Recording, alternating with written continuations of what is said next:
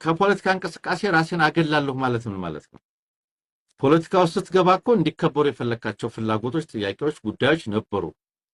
እነዚያን በፖለቲካ ፓርቲ ውስጥ እነዚያን በፖለቲካ ንቅናቄ ውስጥ አሳካለሁ ብለህ ነው ፓርቲ መሰረትከው፣ አመራር የነበርከው፣ የህዝብ እንደራሴ ሆንከው። እነዛ ጥያቄዎች የት ደርሰው ራስን አገልልክ ጠይቃለሁ እኔ ከየትኛው የፖለቲካ ፓርቲ ውስጥ በአባልነትም ወደ በደጋፊነት አልሳተፍም።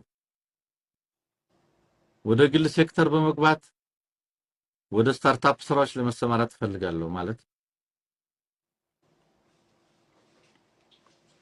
ለኔ ከዚህ በኋላ ደሳለኝ ያለፈው 10 ዓመት ተሳትፎውን እውቅና እየሰጠው ክብር እየሰጠው so he's going to be ወይ ሙሼ ሰሙ ነው ወይ እንዳንዳቸው ኢትዮጵያ ውስጥ እንዳሉ ነጋዴዎች በሙያዬና በግል ሴክተር ተሳትፎ ነው ሀገሬ ማገልገል መፈልገው ስላለ ነው እንደዛ ማለት። ምክንያቱም እኔ ሰው ፖለቲካን በሩቁ ሲል ስለማልወድ ነው። አም ሶሪ ይሁን እንጂ ይላል። እስቲ ቆይ እንግዲህ ሊያርመኝ ነው መሰለኛ ስቴትመንት። ይሁን እንጂ ፖለቲካ ተሳትፎ ቢያበቃም ያማር እንግዲህ ፖለቲካ ተሳትፎ ቢያበቃም የአማራን ህዝብ አንድነት በሚያጠናክሩ ዛስ ፖለቲክስ። ስለዚህ የፖለቲካ ተሳትፎ አበቃ ይባላል።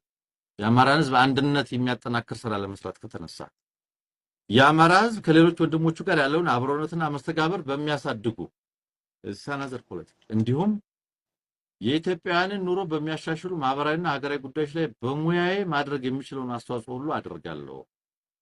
ለሀገሬ ዘላቂ ሰላም፣ ለእውነተኛ ብሔራዊ ውይይትና እርቅ እንዲሁም ለዜጎች የኑሮ ሁኔታ መሻሻል ያለኝ መሻት አሁንም ወደፊትም ጽኑ ነው የሚል ነው። እንዲህ ነው የተገለጸው የዶክተር ደሳለኝ ጫኔ የስንብት መልእክትና ሚናውን ጠቅሷል። ከፓርቲ ምስረታ እስከ አመራርነት እንዲሁም እስከ ህዝብ እንደራሴነት which was በጣም ጠቃሚ እጅግ በጣም አስጨናቂና ፈታኝ በሆነ ወቅት ላይ የምክር ቤት አባል ሆኖ በድፍረትና ያለ ፍርሃት ሐሳቦችን ገልጿል። which is በጣም የምናከው የቀጣይ ሁኔታው ላይ የወሰደው አቋም እንግዲህ በሙያዬ ሰራለሁ ነው። በሌላ በኩል ስለ አማራ ህዝብ አንድነትና አማራው ከሌሎች ጋር በሚኖረው መስተጋብሮች ዙሪያ ምችለውን በሙያ አስተዋጽኦ አድርጋለሁ ነው የሚለው። እንግዲህ የቅና ወንድም ዓለም ነው ባጭሩ ለማለት እንፈልገው። አብይ በቃ ስብሰባ ከጠራ ካልተጨበጨበለት በቃ ጨብጫቢ ይሄ መወደስ በቃ ሰዎችን አሰልፎ ያስገባል።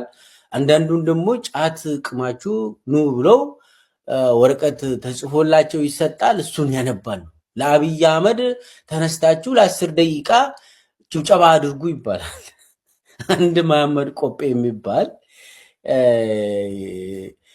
ፓርላማ አባላትን ተነሱና እንደው አድንቁት እንጂ በቃ እኮ በቃ ብሎ የፓርላማ ውዳሴውን አየን እኮ። የሚገርም እኮ ነው ኢትዮጵያ ውስጥ እኮ። እሱን እኔውና ስለ መሐመድ ቆጴ ትንሽ ላውራ።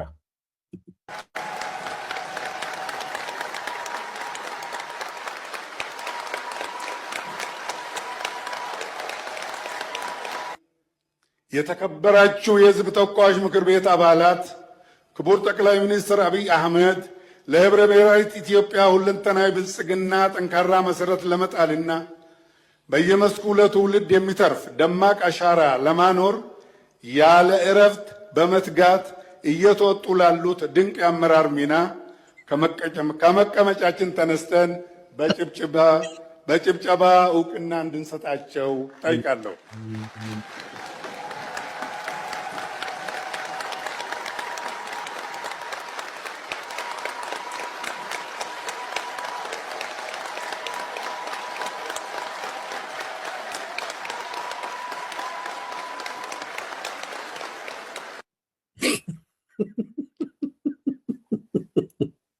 እኔ እንዲህ አይነት እንደው ኢትዮጵያን የገጠመው አስቸጋሪ ነው። እኔ እንደዚህ አይነት ማለት ይሄ ፋሽስት ስትሆን ጭብጨባ 10 ደቂቃ ጭብጨባ ምናምን ሳትቀመጡ በቃ እስከ መጨረሻ ድረስ ቆመ መጨብጨብ አለበት። በቃ አብይ በቃ ይብቃኝ ካለ ብቻ ነው እንጂ የምትቀመጠው ጭብጨባ ሁላ ተሰብስቦ እና አብይ እንደዚህ አይነት ነገር ይወዳል። በጣም የሳይኮሎጂ ችግርም ስላለበት በሽተኛም ስለሆነ ጭብጨባ ነገር ይወዳል። መፍትሄው ነው እሱ ብቻ ነው። በቃ መፍትሄያችን እሱ ነው። በቃ ችግራችንን ፈታ ምናምን ተብሎ ለሱ ካልተዘመረለት አይሆንም። ያንን ይወዳል አብይ። አሁን መሐመድ ቆጴ የሚባለው ይሄ ሰውዬ በነገራችን ላይ ይሄ መሐመድ ቆጴ ትንሽ ስለሱ የሚያወራ የህዝብ ተቋም ይሄ ሰውዬ መሐመድ ቆጴ ነው። ኦሮሚያ ውስጥ ይታወቃል። በአባዱላ ጊዜ ሰርቷል። ሁሉም ፕሬዝዳንቶች አካባቢ ይሰራል እና አጭበርባሪ ነው እና ቅሞ መርቅኖ ነው የሚመጣ። አንድ ነገር ልንገራችሁ። መለስ በሞተበት ጊዜ ለሱ አልቃ የለቅሶውን ኮሚቴ የሚቆጣጠር ሰዎች ተመረጡ። አስለቃሽ ኮሚቴ ማለት ነው። አስለቃሽ ኮሚቴ ውስጥ ተመረጠ። የመለስ በሞተበት ጊዜ አስለቃሽ ኮሚቴ ውስጥ ተመርጦ እንዲያውም የኪነ ጥበቡን ዘርፍ እንዲመራ ተደረገ። አርቲስቶች መዝሙር እንዲያወጡ አንዱ ብኩን ብድግልና ህወሓትን ይዞብን ሊመጣ እናል። ህወሓትኛ ምን ብለው እናታ አገሩ አይደለም እንዴ? ስለዚህ አገራቸው ነው።